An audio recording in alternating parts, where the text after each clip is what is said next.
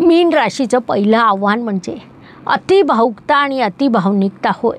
सत्यापासून पळ काढणं, स्वतःला विसरणं, त्यासोबत दुसऱ्यांची मदत करीत असताना स्वतःचं नुकसान देखील करून घेतात. कारण राशीस्वामी गुरु शिकवतो की दयेला जर ज्ञानाची साथ असेल तर ती शक्ती बनते. भगवद्गीता आपल्याला सांगते की योग सर्वत्र समान भावाने पाहतो. सर्व प्राण्यांमध्ये स्वतःला पाहतो आणि स्वतःमध्ये सर्व प्राणी पाहतो. मीन राशीचे लोक सर्वांमध्ये देव पाहतात आणि देवामध्ये सर्व जग पाहतात.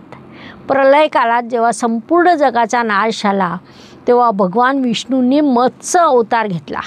त्यांचा हा अवतार म्हणजे मीन राशीचं प्रतीक म्हणता येईल. अवतार घेऊन त्यांनी वेदांचं रक्षण केलं, सृष्टीचं रक्षण केलं.